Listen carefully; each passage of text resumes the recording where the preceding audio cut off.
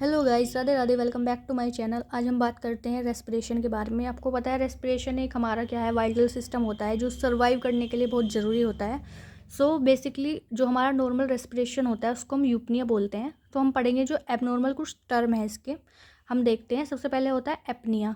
Apnoea क्या है? Temporary cessation of respiration breathing, also called apnoea. क्या होना कि जब टेम्परेरी हमारी जो ब्रीथिंग है वो स्टॉप हो जाती है उसको ही हम एपनिया बोलते हैं। ये मैंने इसका एग्जांपल भी यहाँ पे लिखा है, जैसे रेस्पिरेटरी अरेस्ट में हो जाना। और फिर है हमारा एगोनल ब्रीथिंग। एगोनल ब्रीथिंग में क्या होता है? कंप्लीटली इनइफेक्चुअल गैप्स हो जाना। यानी जब हम जैसे दौड़ लगाते हैं, एक्सरसाइज वगैरह करते हैं, तो हाँफते हुए जो सांस लेते हैं उसको ही हम एगोनल ब्रीथिंग बोलते हैं। डिस्निया आपको सभी को पता होगा, डिफ़िकल्टी इन ब्रीथिंग। और हमारा जो रेस्पिरेटरी सेंटर होता है वो रेगुलेट होता है मेडुला ओब्लंगाटा के थ्रू। फिर बात करते हैं ब्रैडिप्निया। ब्रैडिप्निया जब रेस्पिरेटरी रेट बढ़ेगा तो हम जब रेस्पिरेटरी रेट जो रेट है वो कम होगा उसको हम बोलेंगे ब्रैडिप्निया, ठीक है। और टैकिप्निया इंक्रीज रेस्पिरेशन रेट। और जब 12 से कम होगा तो ब्रैडिप्निया, 20 से अबव हो गया तो टैकिप्निया। फिर बात करते हैं हाइपर कैपिनिया। हाइपर कैपिनिया यानी CO2 का लेवल जब ब्लड में बढ़ जाएगा तो 45 से ज़्यादा हो जाएगा तो उसे हम हाइपर कैपनिया बोलेंगे। जिसका नॉर्मल लेवल होता है CO2 का ब्लड में वो होता है 35 से 45। तो 45 से अबव होगा तो हाइपर कैपनिया, और अगर 35 से बिलो होगा तो हाइपोकैपनिया। ये रेस्पिरेशन के कुछ टाइप भी लिखे हैं मैंने, जैसे कि जो एक्सटर्नल रेस्पिरेशन है वो जो गैस एक्सचेंज होती है लंग्स और ब्लड के बीच में होती है। इंटरनल में क्या होता है कि ब्लड एंड सेल टिश्यू के बीच में गैस एक्सचेंज होती है।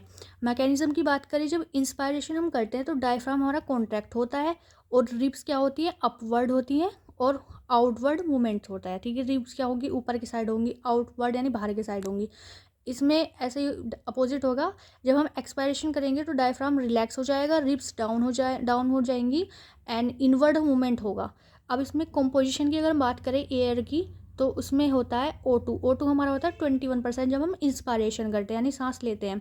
सांस छोड़ते हैं तो उसमें हमारा कितना ऑक्सीजन होता है, 60%। और CO2 की बात करें तो 0.04% होता है इंस्पायरेशन में, एक्सपायरेशन में 4%। नाइट्रोजन की बात करें 74 से 78% इंस्पायरेशन में और 78% एक्सपायरेशन में। देन हम नॉर्मल रेस्पिरेशन रेट की बात करते हैं। जैसे न्यूबॉर्न में 30 से 40 ब्रीथ पर मिनट होता है। इन्फेंट में 30 से 60 होता है। टोडलर में 26 से 32 होता है। चाइल्ड में 20 से 30 होता है। अडोल्सन में 16 से 20 होता है और अडल्ट में 12 से 20 होता है। देन हाइपोक्सिया क्या है? It means decrease O2 level in tissue. जब ऑक्सीजन का लेवल टिश्यू में कम हो जाता है तो उसे हम हाइपोक्सिया बोलते हैं। Hypoxaemia it means decrease O2 level in blood में, और जब ब्लड में ऑक्सीजन का लेवल कम हो जाता है तो उसे हम हाइपोक्सीमिया बोलते हैं। हाइपोवेंटिलेटर में क्या है कि जो भी हमारे एक्सपायरेशन इंस्पायरेशन की जब कैपेसिटी कम हो जाती है, ठीक है, रिकॉइल कैपेसिटी कम हो जाती है, उसको हम हाइपोवेंटिलेटर बोलते हैं, वेंटिलेशन। फिर हाइपो परफ्यूजन में it means decrease supply of blood and O2 to the cell tissue and organ, यानी कि जो ब्लड और ऑक्सीजन की जो सप्लाई है वो कम हो जाएगी, सेल टिश्यू ऑर्गन तक प्रॉपर्ली नहीं पहुंच पाएगी, उसको हम बोलते हैं हाइपो परफ्यूजन। ये बेसिकली किस कंडीशन में देखने को मिलेगा आपको? लो ब्लड प्रेशर में देखने को मिलेगा, हार्ट फेलियर में देखने को मिलेगा, और ब्लड वॉल्यूम अगर कम हो जाएगी और तब देखने को मिलेगा। कुछ यहाँ पे इंपॉर्टेंट एबनॉर्मल पैटर्न होता है रेस्पिरेशन का, जैसे साइनकोप रेस्पिरेशन और एडम्स स्टोक सिंड्रोम भी इसको हम बोलते हैं। इस कंडीशन में क्या होता है, डीप एंड फास्ट रेस्पिरेशन हो जाती है, वीक और स्लो, यानी पल्स रेट क्या हो जाएगी, स्लो हो जाएगी, और रेस्पिरेशन डीप और फास्ट हो जाती है, ठीक है। कभी कभी रेस्पिरेटरी यानी पोज हो जाता है 60 सेकंड के लिए, इसमें रेस्पिरेशन क्या हो जाता है, पोज भी हो जाता है, ठीक है। और ये किस कंडीशन में जैसे देखने को, जो कंप्लीट और इनकम्प्लीट हार्ट ब्लॉक हो सकता है, सीजर्स हो सकता है, उस कंडीशन में हमें देखने को मिल सकती है। देन पैराक्सिडिकल रेस्पिरेशन, ये भी एग्जाम में बहुत पूछा जाता है। पैराडॉक्सिकल रेस्पिरेशन, इसमें क्या होता है, अपोजिट मूवमेंट होता है चेस्ट का। जैसे कि अगर ड्यूरिंग इंस्पायरेशन इनवर्ड मूवमेंट होगा, जबकि क्या होता है इंस्पायरेशन में आउटवर्ड मूवमेंट होता है, लेकिन इनवर्ड होगा, और एक्सपायरेशन में इनवर्ड होता है तो उसमें आउटवर्ड मूवमेंट होगा, ठीक है। और ये इंडिकेट करता है फेलियर चेस्ट को। जैसा है कुसुमाल रेस्पिरेशन, ये भी बहुत इंपॉर्टेंट है, ये भी एग्जाम में पूछा जाता है। इसमें क्या होता है, डीप और लेबर्ड ब्रीथिंग पैटर्न हो जाता है, और किसकी वजह से, सीवियर मेटाबॉलिक एसिडोसिस की वजह से हो सकता है, या फिर डायबिटिक कैटा एसिडोसिस की वजह से देखने को आपको मिल सकता है।